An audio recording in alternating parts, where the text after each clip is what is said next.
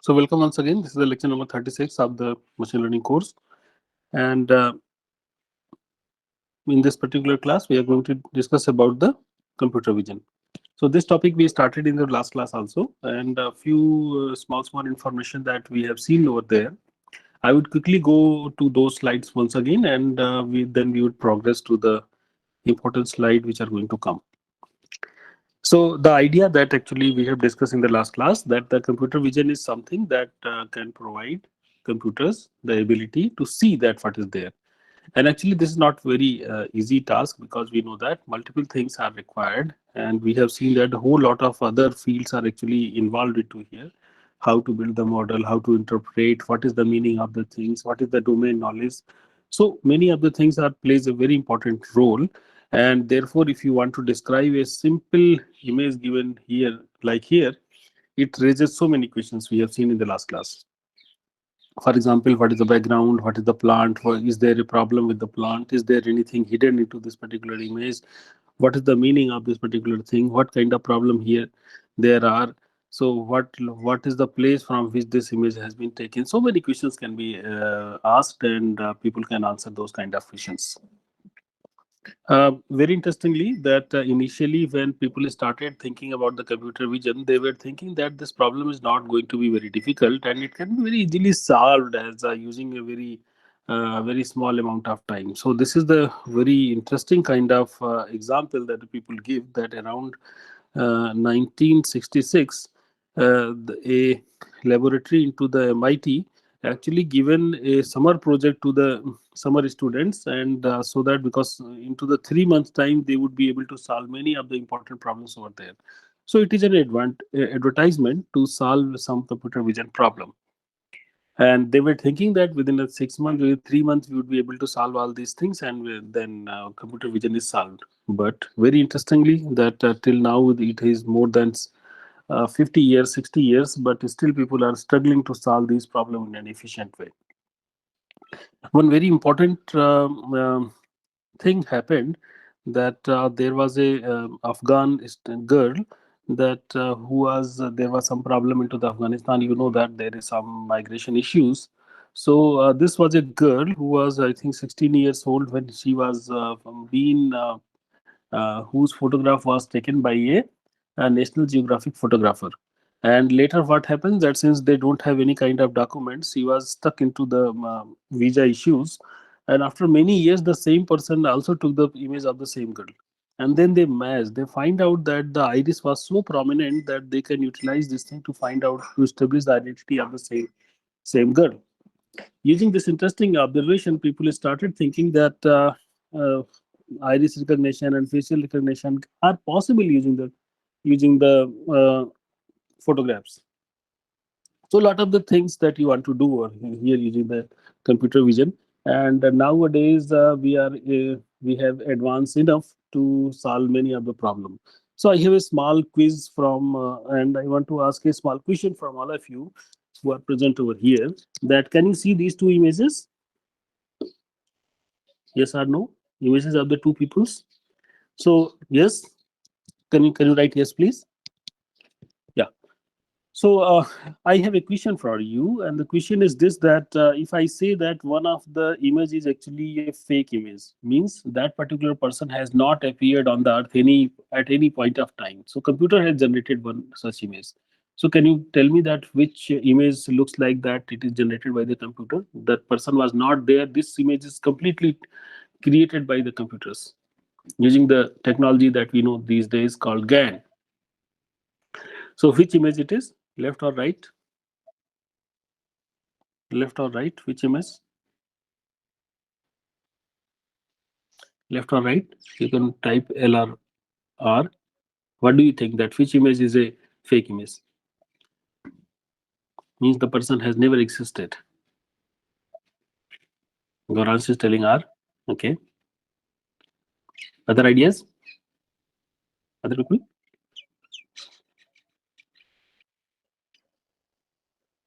Difficult to say. Okay. Okay. So I should ask the question into the other way around, that which is the image that you seems to be realistic, that who is the real person? Can you answer this? Who seems to be the real person?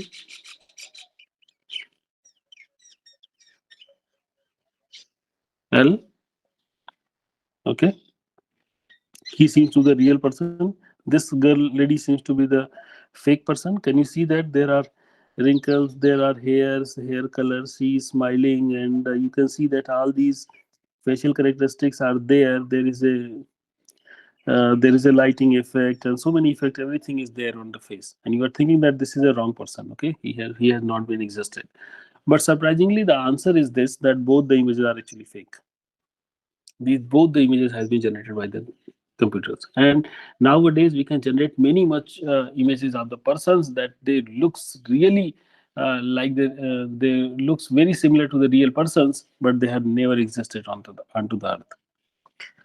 So with this background, I just wanted to tell you that when let's assume that we have an image and we want to perform some of the operations. So what are those operations? What we want to do with the images?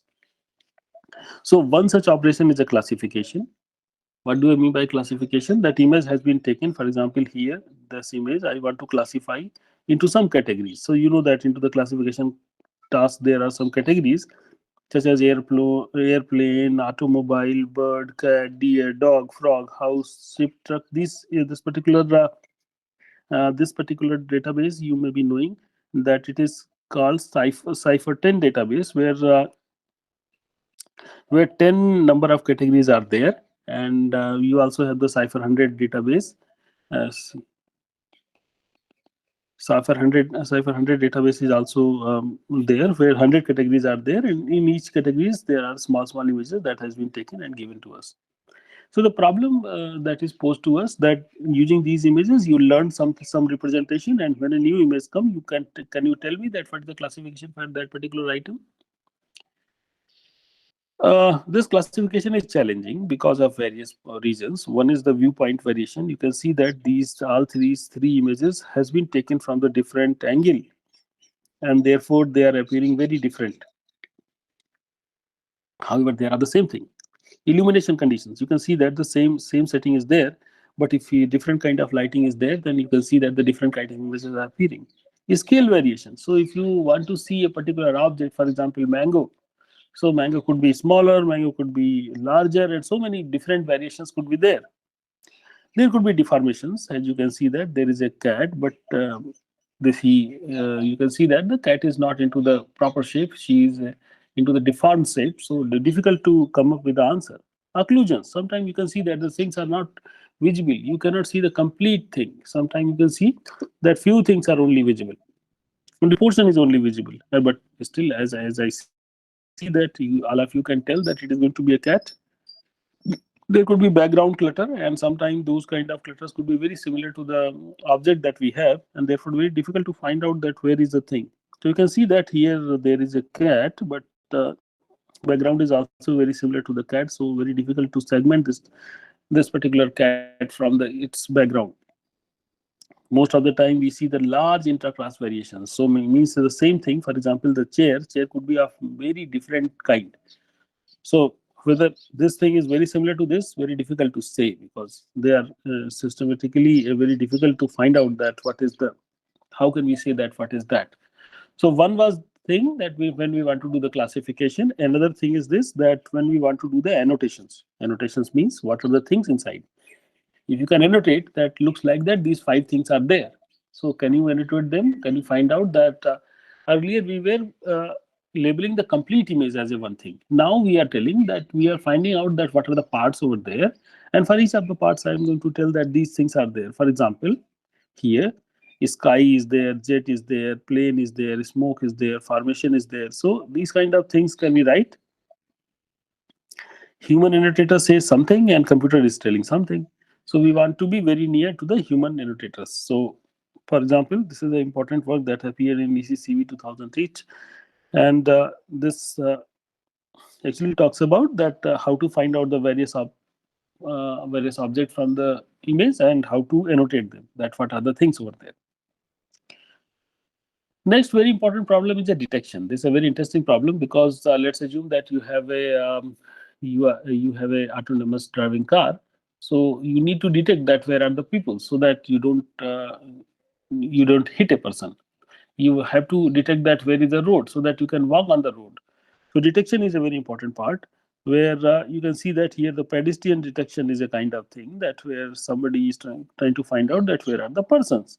So you can see that sometime there could be a wrong detection also, but we want to accurately detect that where are the person. For example, these are the few peoples, and somewhere there is some wrong boxes are also coming. Sometimes you can find out that on the same image, sometimes it may be possible that you want to do the search for the same kind of item, and sometimes you do want to do the search for the different kind of items. For example, here building is also being searched, and the person are also being to be searched. And you know that sometimes it is also very much important to tell that other two different peoples are there and their IDs are different. So sometimes if you say that this person and this person, so they both are person but they are different person. So this is another kind of task that you want to do, detection. Next task is the description. Now here it is an important thing that you want to describe. For example, you want to write a story about this. For example, this is a place. This is a restaurant where you want to write something. What is happening over there? How can you describe this? So this description is sometimes done using the small kind of technique that people say that I would be having small boxes, and then try to find out the description on those small boxes, and then I can combine those stories, and then I can write the big story. See for 2016 paper. So this is a reference for that. You can, if you are interested, you can go and see that what are the more detail how to find out this. For example, large green tree and root of a building and so many things, small portions you are seeing that on every portion you are trying to explain, and then you are going to combine these stories to make the bigger story that what is over there. Very interesting task. Segmentation, very important task. Most of the time into the medical domain, that for example something these days COVID is a problem. So if somebody has a chest x-ray, he want to understand that if there is a any infection with the COVID virus, where is that particular infection, where is that particular place. So segmentation means you are going to cut out that particular portion which is important to us. For example, in this particular place, you want to cut out the place such as here is a building, here are the cars, and here is the road. This is very important because sometimes when you are going to develop a system, for example, a autonomous vehicle, then if you know that here is a road, then you can go on the road. If you find out that there is a traffic signal, then you can follow the traffic signal and instructions over there. So it's very important. Very interesting task. That this is a house. This is an image of a hotel room, and you want to segment that where is a bed, where is a floor, and where is a thing, where is a wall, and where is a other things. So let me give you a very interesting story that there was a database of the hotel room and non-hotel rooms. So people have actually trained a classifier on that to tell that whether given an image, they wanted to tell that whether the room is of the hotel room or not. Is it a outdoor or anywhere else, or it is the image has been taken from the hotel room. So this they have actually developed, and they have actually created a classifier, and their accuracy was very high. They are nearly 100% accuracy they were able to get. Then what they did, that whatever images they were feeding to their model, they have actually done some kind of perturbation on that. Means they have modified some of the bits over there. They included some of the noise over there. So what happens? Then what would happen? You know that if there is a problem, you introduce a noise, then this accuracy should go down and it should become maybe 98% or something. This accuracy should reduce. But they were seeing that this is not happening because errors was not the system was not doing the error. They further increased the noise over here, but still the error was the accuracy was not going down. So my question is whether this is a good system or not. Can anybody tell? Is it a good system? You just can say yes or no. Is it a good system? Goranj? A system that you have built has a high percentage. Even if you introduce sum of the error, its accuracy is not going down. It is going to be stable. Is it a good system? Answer yes or no. Athar, what do you say? Yes? Surprisingly, the answer is no. Why? Why? It is because that since you are going to disturb the pixels over here, but system is not going to be disturbed. Means what? Means what?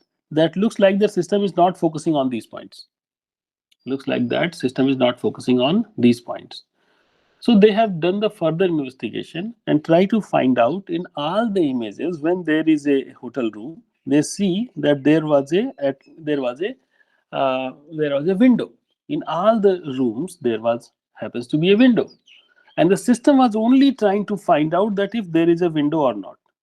If there is a window, it tells that it's a hotel room, otherwise it's not. So whatever thing you put over here, if there is a window itself, it tells that it is a fine thing. And if you are changing the parameters, if you are changing the parameter over here, they are not going to change the appearance of the window, and that's why the accuracy was high. So be cautious that when your system is going to going to have a very high accuracy, whether it is going to come because of the thing that you wanted to tell, or very difficult, something difficult. You understand this thing? So we were talking about the segmentation that tells that where are the portion, where are the item of my interest. So sometimes we want to do the pixel level segmentation. Sometimes we do the segmentation at the very large level. This is an interesting thing that sometimes, for example, here you can see that this was the image given for the segmentation where there are some cells. So sometimes you want to do the segmentation in such a way so that you divide the region in such a way that in this particular region this item is there, in this region some item is there. Can you see the segmentation where you are telling that in this particular region this kind of item is there? Sometimes instead you want to do you want to be more precise and you want to go to very near to the item so that you can say that okay, only this portion, this particular item is this. So can you see the difference between these two? And the third one, sometimes you also want to be you want to give them a label also. You say that these are the things where there is a problem or not. For example, if there is some in the medical domain, if there is some problem with a particular tissue, so sometimes you want to highlight that particular tissue and you tell that looks like that here is a problem. Okay, so you want to highlight that particular region only. You tell that looks like that here is a problem. So this is a very prominent kind of requirement that most of the time we want to do into the medical domain. So let us go and try to understand some of the basics that are needed to do all these things. So into the first, let me tell you that what is the image? Okay. So image, you know that it's a two-dimensional array. So from the computer perspective, it is a value. So you can think that we have a two-dimensional space. You can think that we have a two-dimensional space, x dimension and y dimension. If you pick any pixel, so pixel would be a location. For example, I say that 3 and 12. For example, this is the location. So image is going to be, if you provide, is going to be function. If you tell what is at the 2, 3 and 12, it is going to give you a value. For example, 50. 50 is going to be the illumination at this particular point. You know that there are color images and there are black and white images, and what is grayscale. So sometimes people talk about this, that binary image has all the pixels as 0 and 1, either they are on or off.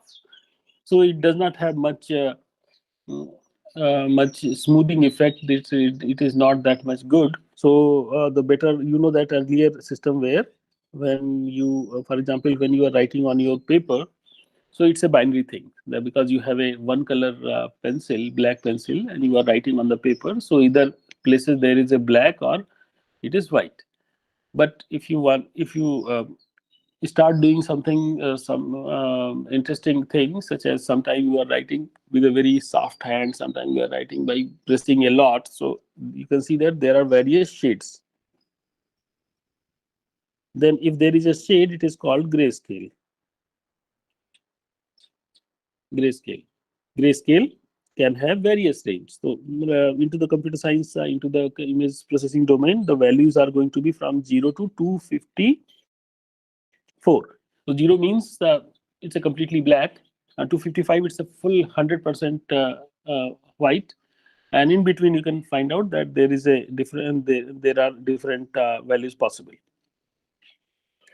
Into the color images, there are three channels. So you can see that instead of having the only brightness, you can say that R, G, and B, three different planes are there, and there is a respective frequency. What is the how much the red is brightness? What is the brightness of blue? What is the brightness of green?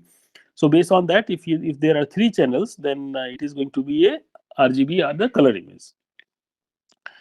So for our discussion, without class of generality, we can think that we are talking about, we are into the area of grayscale. So later slides, whenever we are going to talk, we are going to talk in terms of the grayscale images only. And grayscale image means the value is going to be into the range of 0 to 254. Maximum is a 254, and 254 is the brightest, means it is a white.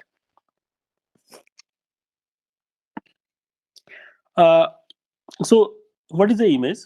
Given two real location, means two places, two pixel locations, it is going to give you another value that tells that what is the intensity at that particular place. So can you see this particular image? It is, I think there is a, he is a actor. Can anybody tell that Arnold or something? That he is it is an image. But if you see in terms of the two-dimensional vector, so you can see that the x direction and y direction. So all these pixels are going to have a value. For example, very high value, very high value. They are very less value. These values are 0. So you can see that it looks like that mountain and valleys. So for the computer, it is just a mountain and valleys. The image that we're thinking, that is an important thing, but for the computer, it is what? Mountain and valleys. So making sense that he is a Arnold or anybody is very difficult for the computer, because computer has only this representation. Make sense? All right, very interesting. That if we make another image G, if we have an image F, and we make another image that is G, and into the G I'm going to tell that all the values where there is F, I'm going to add 20. So what would happen? All these things come up the 20 pixel more, 20 unit more. So what would happen? That the image that was looking to you like this now becomes this. Any questions on that? Any questions on that? Okay. So you can see that it is the same image, but with a different kind of illumination. So my question is that whether is there any change in terms of your perception? Answer is no. You are perceiving the same person. Still there is Arnold. He did not change. Let me give you another thing.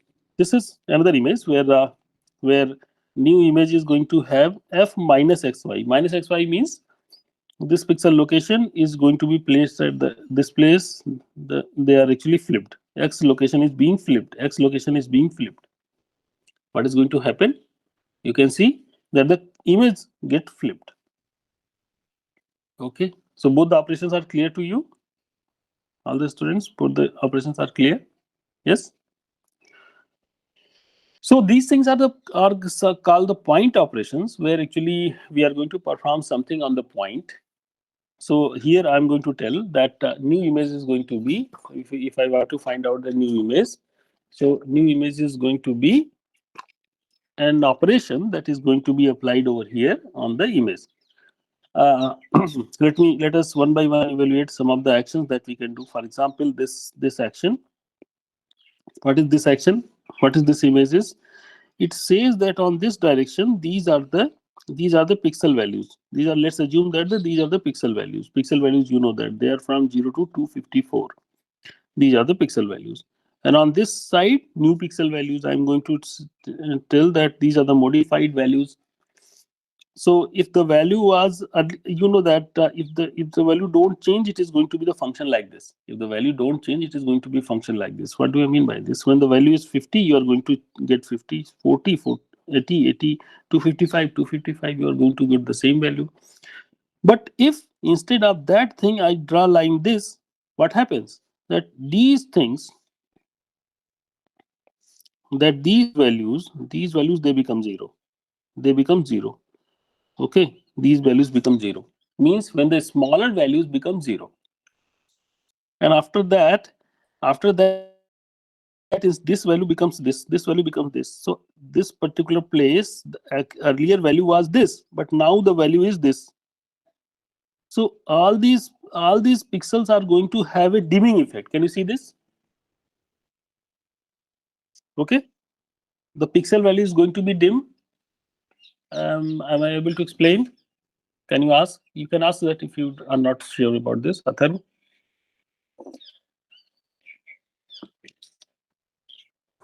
Atharv, Goranj. Yes, sir. It is clear. Yeah, I know that it should be clear to you because you are the mathematical people. So what is going to happen? We expect that this should be the behavior. Instead, we are going to have this particular line. So if I see that a pixel intensity, if I just see that what about this pixel intensity? So the earlier value was this, but new value is going to be this because I'm going to change to this particular line. This is actually reduction into the intensity, and therefore the effect is going to be darkening. If you understand this, I ask the question that what is the effect of this particular line. So you can again draw a line over here. You can see that pixel intensity this, which was actually going to have this value, now going to have this value. Means what? It is going to be the lightning effect. It is going to be the lightning effect. So why this particular ramp is there? This is there because after 255 you cannot increase. If the maximum value reaches, then you cannot increase. If I draw this line, then intensities are compressed towards dark. If I draw this line, then intensities are compressed towards light. This, if I use this thing, high contrast, low contrast, emphasize the shadow, emphasize light. So try to see these things and understand that what is the effect of this particular line. So very important slide. Okay, if I change the things, what is going to change the intensities? What is going to be the effect? Uh, very next interesting idea is the histogram.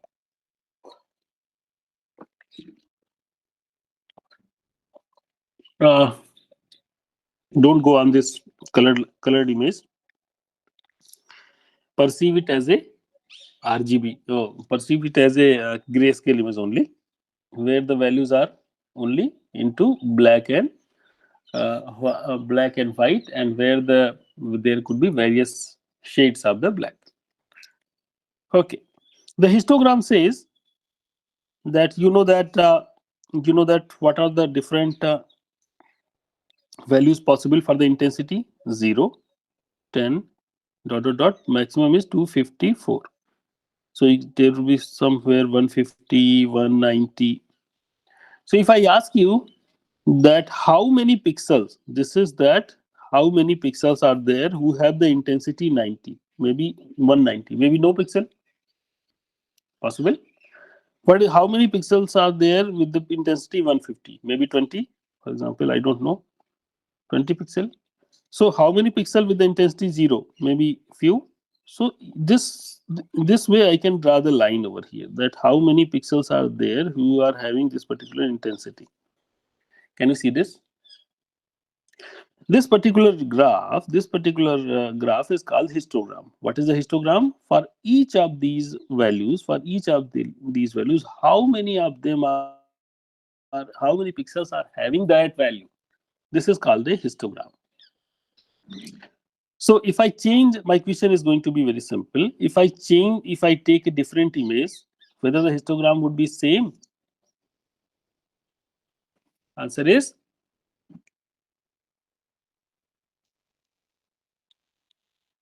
For example, if I use here the my image, then whether the histogram would be same?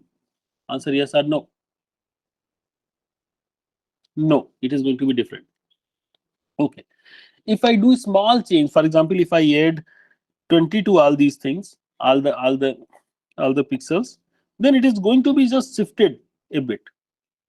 Okay. And you know that the image remains the same. So looks like that this histogram is going to be a good representative of the image. It seems to us that it is going to be a good representative of the image properties. So when we want to compare two images, whether the images are the same, so can we use the histogram? Because if I increase the 25 or whatever value I increase, the similar kind of things behavior would be there. If I can compare two histograms, then they would be similar. Make sense?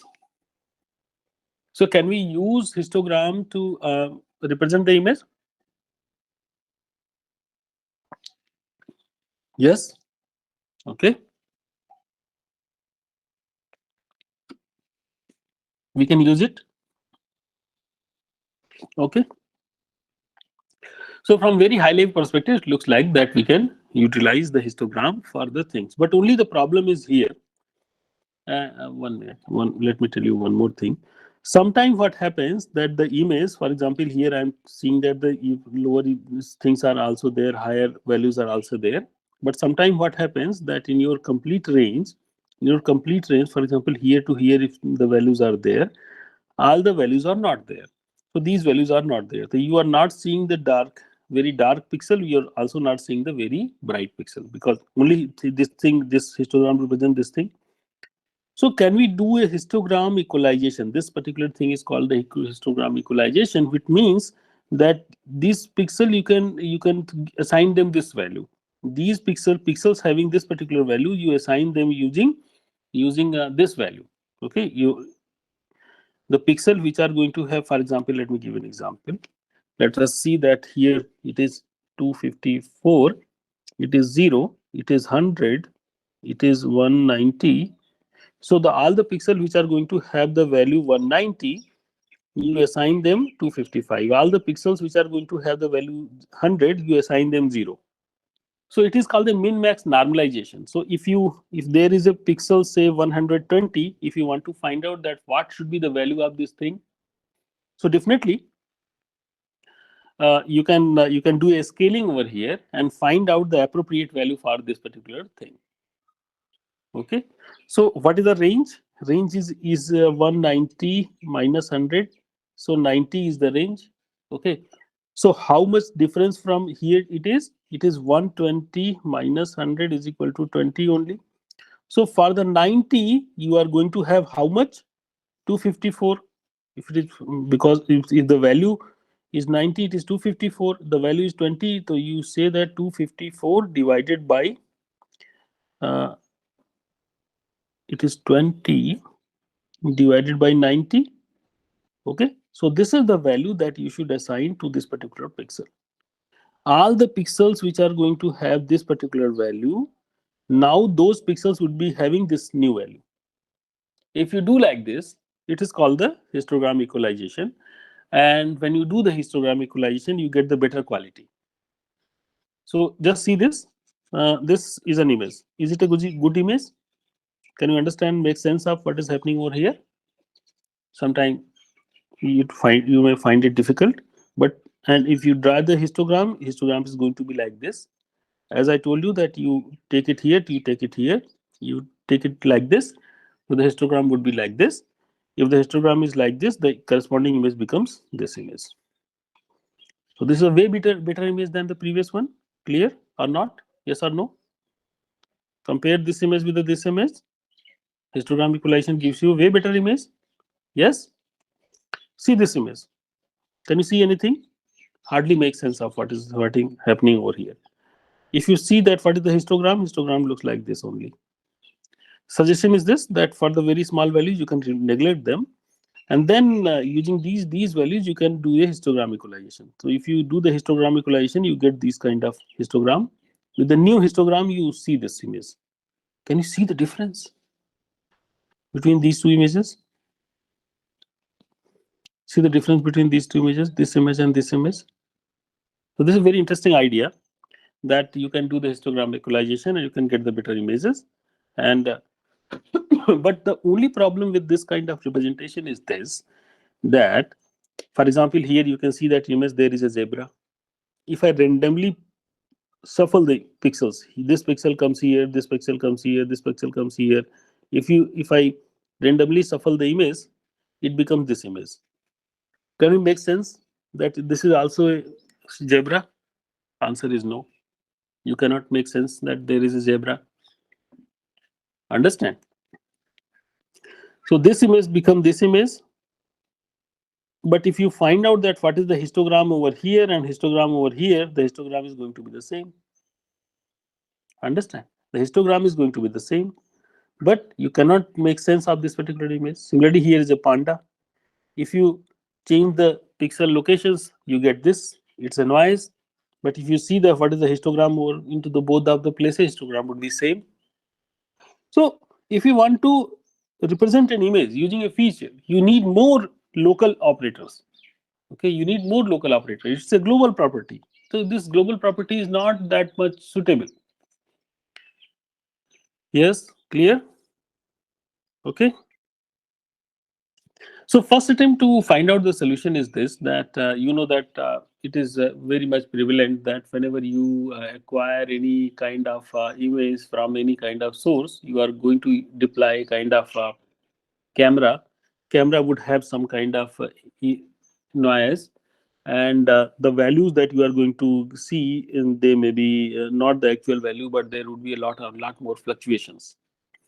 The first thing, the first startup step is this, that if you want to understand that what is actually happening in front of you, it would be nice that if you can apply some kind of scaling over here. So one such method is this, that you are going to use a kind of so technically I'm going to call it a filter. What does it mean? That can you see these values? 1 0 0 0 1 1 1. It means that 1 2 3 4 5, these 5 places I'm going to find out what is the value in these 5 places, and then I'm going to find out the summation of those values and divide by 1/5, and whatever the answer I'm going to get, I'm going to put at this particular place. So if you do these kind of operation, so this value that which were actually earlier this value, the value which were actually this value, it becomes this value. Make sense? If you apply this operation, the first thing that you are going to see is this, that instead of this kind of behavior, you are going to see this kind of behavior. This is more smooth curve, and this is a better representation of the image. Make sense? Sometime instead of having one over there, you can put the various different value. For example, the mid value should have the higher thing, so you put 10. You put 10 over here, here 5, here 2, here 5, here 2. So sometimes you can put the different values over here. If you put like this, then your summation term would also have a multiplying factor. Then you can compute like that. So there is a multiplying factor. You can also sometimes apply a weighted things over here. So whether this part is clear, that if you want to remove the noise and get the better representation, you can apply a filter on that. This part is clear. Athar, it is a good thing to do. Yes? Okay. Image is a two-dimensional thing. So on the image, if you want to apply those kind of thing, you have to apply into the two-dimensional space. Okay. So this was the data that few minutes back we have seen that was only into the single dimension, but image into the two dimension. So similarly, you have to into the image you have to consider the rectangle over here. So on the similar notes, you can find out, if you want to find out that what should be the value at this particular place, you put 1 1 1 1 1 1 over here, and you find out the average and you put at this particular location.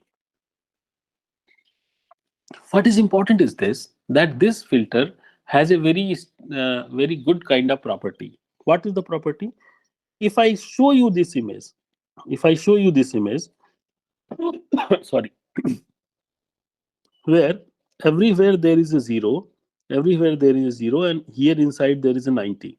So you can see that it is an image like this, that here is some light and here outside there is a black. If I say that there is a pixel which have the value 0, if I say that there is a pixel with the value 0, would you agree like this? Would you think that it is a right thing? You'll be thinking, I no, no, it may not be possible. There should be some problem. Maybe this particular bulb is off due to some heat has been fused. For example, here if you see that 90 is here, everywhere there is 0. This place it is 90. It looks like that. Okay, also looks like that. This is a bad thing. Okay. This is the very important property of the filter. If I say that I have a two-dimensional filter and I run this filter on this, I say that if I want to find out the value over here, you multiply all these values and then find out average and put it here. So you may be thinking that ultimately you are going to get the same value. 90, 90, 90. For example, instead of using this, I can use this smaller kernel. So you here instead of 90, you would be getting some smaller value, but here instead of 0, you would be getting a very high value. So the value becomes correct. If you apply this a filter 3x3 filter over here, you would be getting this value, and I think here the value becomes 50. The earlier the value was 0, and I think this. So on this line, you are going to get the value. What I think if you want to find out, you are going to get the value that is 50. So it is a better representation. Instead of 90, here you get some value that is actually better representation. Make sense? This is called the box filtering. What is this? This is called the box filtering.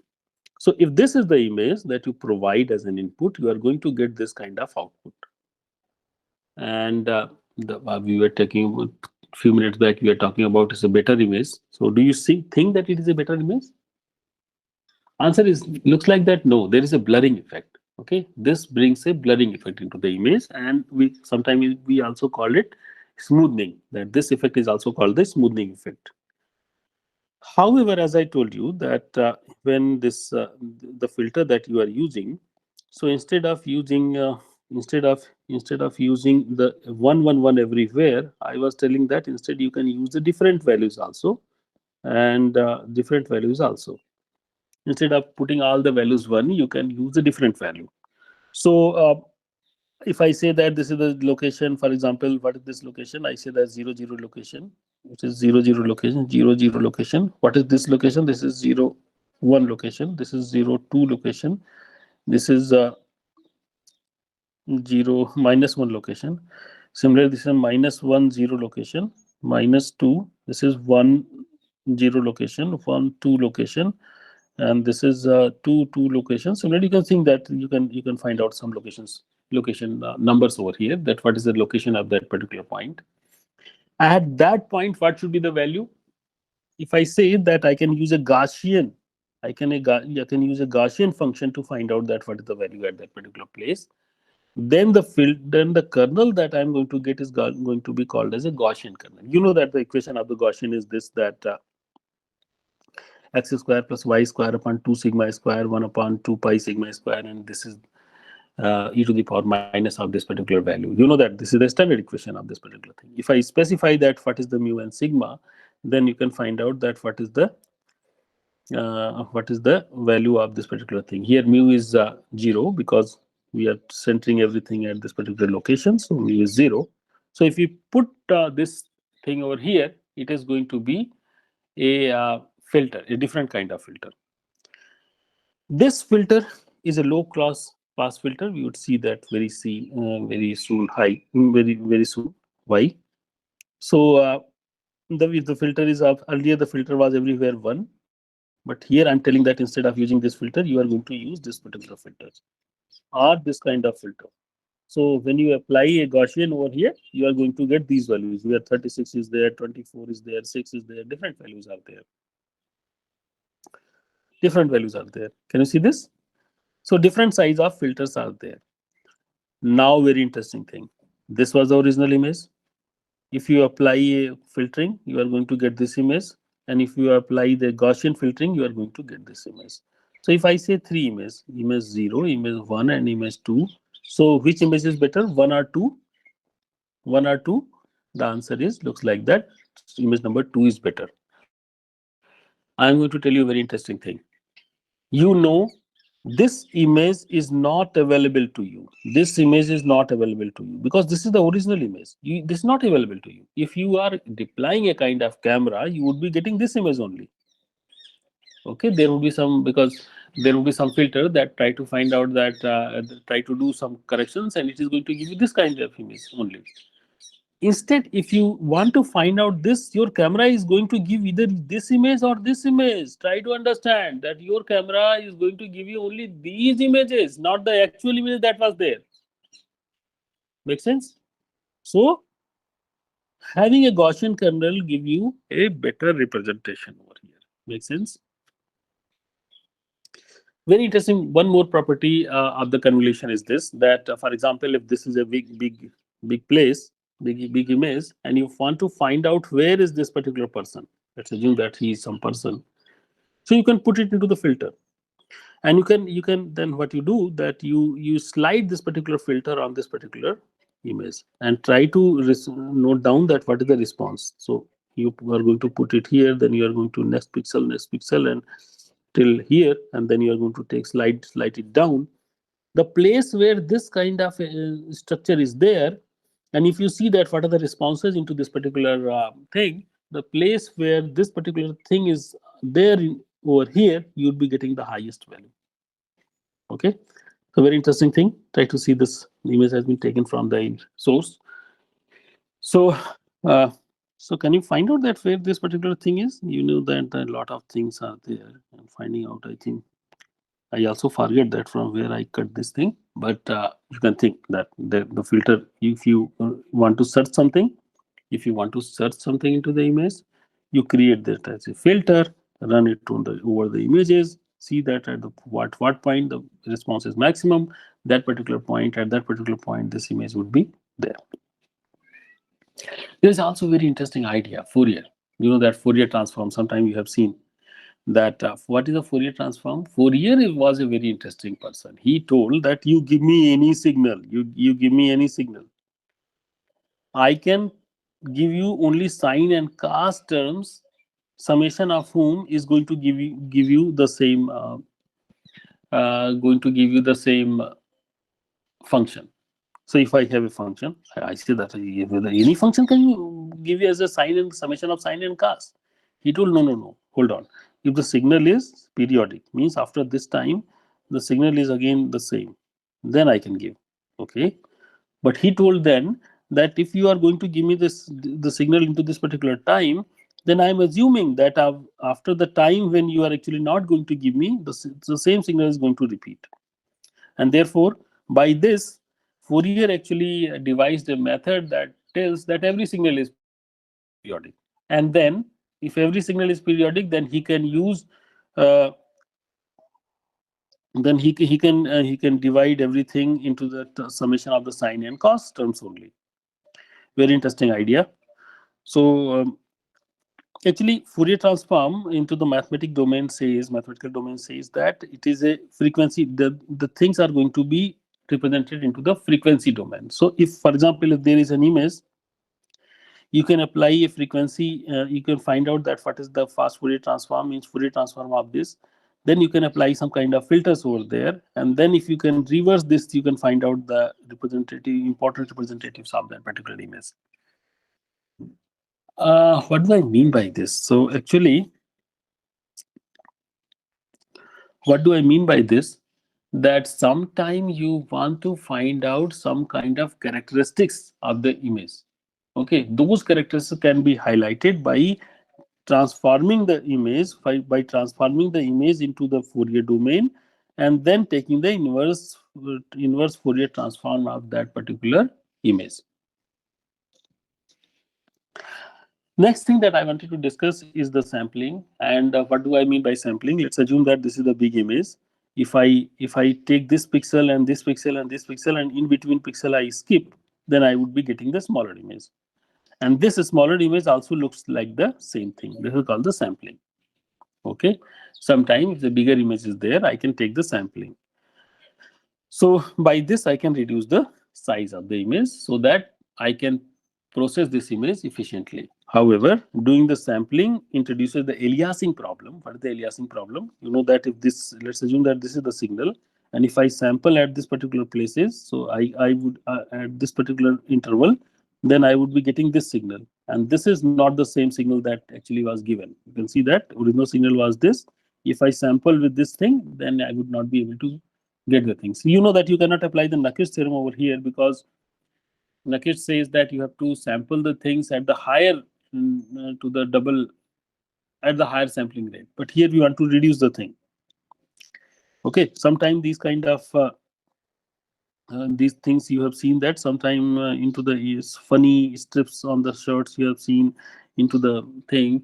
Into the movies you have seen that when the car is coming, then the wheel is rolling into the wrong direction. So these things can also sometime with the happen with the sampling. This is a very interesting image. Can you tell me that who she is? It's a very interesting actor, Marilyn Monroe. But if you see the image from very large, who is that person? You can see that he becomes something different. So if you see closely, you can see that Marilyn Monroe. If you see from very large, you can see that he is Einstein. Einstein. So you can see that the very different thing can happen, that you can combine two images and you can get the same thing. If I ask you that whether these girls are happy, yes or no, whether these girls are happy, yes, Milani, these girls are happy, yes. But if you see closely, they are not happy. They are not happy. So these kind of things can be we can do by having. How come it is happening? Because we are putting the different mm,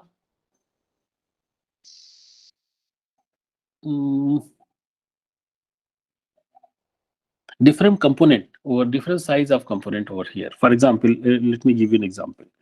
Can you tell me that what is written on the screen? Can anybody tell? Please type what is written on the screen. What I'm writing on the screen. What I'm writing on the screen. Can you type? Can you type what I have written on the screen? What I have written to everybody? Is it the same thing? Can you see what I have written on the screen? Huh? It becomes 1.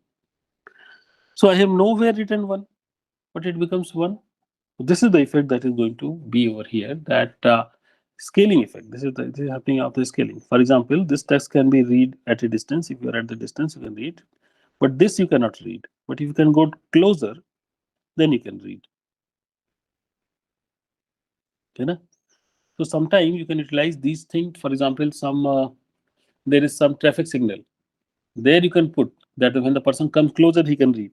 When the person is at the far, he see a different message. When the person comes closer, he see the different message. Make sense?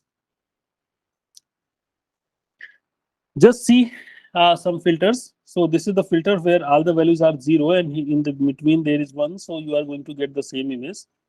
If I put the 1 over here, then at this particular place, the pixel value which is here, it is come over here. So at this particular place, the pixel from here, it would come. So this is going to give you a kind of shifting. Can you see? If I multiply this, I would be getting a shifting. Similarly, if all the values 1, we have seen earlier, that is going to give you a blurred effect. If I do a kind of multiply 2 and subtract by 1 by 9, then I'm going to get the sharpening. This is called the sharpening filter. Very soon it would be clear to you. So if I apply these kind of things, so this was the original image and it becomes this. And you can see that the second image is better than the first one. Sharpening. So let me tell you that how it happens. Gaussian filter we have seen. Filter actually tells that in what size we are interested, what size of the item we are interested. If the size is 1 pixel, 1 pixel, 5 pixel, 10 pixel, 30 pixel, okay, If the size is 1 pixel, we are going to see the 1 pixel. We are going to 5 pixel, we are going to see the things of the 5 pixel. We are going to 10 pixel, then the 10 pixel things are only highlighted. Small things are not highlighted. Pixel is 30 pixel, we are interested in 30 pixel things, only those things would be highlighted, other things get away from the screen. So you can see that here, if I do any analysis, any kind of analysis into this particular image, I would be able to see only, I would be only to find out that there is some owl, there is some object at this particular place. Very interesting idea. Other things you would not be any make any sense of the things. If the pixel, if the filter size is larger, very important thing I'm going to tell you, that if the filter size tells that in what size item I'm interested, if the filter size is larger, then I'm not going to see the smaller things. If my filter is of the 5 pixel, then I'm interested in 5 pixel things. Anything that is made of the 5 pixel, those things would only appear over here, other things would actually vanish. This is a very important slide. Let's assume that there is an original image and I smooth this by 5x5, means I have put the 5x5 filter over here, 5x5 filter over here, I have multiplied on this, I got this image. Everybody, please try to see for 1 minute. So can you see that both the images? This is the original image, this is the original image, and this is the filtered image. So do you see that there is a problem? If I have smoothed this image, this is not that good. If I subtract this image from original image, what I get? I get this thing. I get this thing. Very interesting thing, that this is what is the difference, what I have lost, because this is not that good image. I have lost something. What I have lost? I have lost the detail. Very important thing I'm going to tell, that if you have this detail, how can you find out this? That original image minus image multiplied by kernel of size 5. Kernel of size 5, you multiply, and whatever you are going to get this detail. If you add this to the original image, by multiplying with some alpha, whatever, how much you want to increase, then you are going to get this image, and you compare this image and this image. Can you see that this image is better? So detail that you have actually lost, you are going to add into the image, and therefore the image becomes sharper. So this is the sharpening filter. Everybody understand that I have removed that part from original image, that I have find out the subtraction first, then I find out that what is the detail. This detail is multiplied with the alpha and added to the original image, and I get the sharp image. If you want to do the edge detection, you have to find out the difference into the x direction and y direction, and then find out that what is the difference. For example, this is the image. You multiply with this particular filter, which actually going to find out that what is the difference into the x direction, what is the difference into the y direction, x direction filter, y direction difference, and then you combine these things and find out that how much the value. If the value is greater than some threshold, you are going to put only those points. So if you combine those things, you will be able to find out the edges. So this is kind of edge detection that you can apply. So this is one way to do the edge detection. So clear to everybody that I have applied. For example, if I put -1, -1, -1, 1, 1, 1, if I put 0, 0, 0, if I multiply this, it is going to see that it is going to find out the difference from this place to this place to this place and putting at this particular location. So this is trying to find out how much gradient is there into the x direction. Similarly, if I put 1, 1, 1, -1, -1, -1, 0, 0, 0, this filter is going to give me that how much gradient is there into the y direction. If x and y direction gradient I have, I can square it and find out the under root to see that what is the magnitude of the gradient. If the magnitude of gradient is greater than some value, then I plot only those pixels which have the higher gradient. So I'm going to get the image like this, which actually highlights that where are the edges. So this is the one method of the edge detection. So that's all for today. Thank you very much.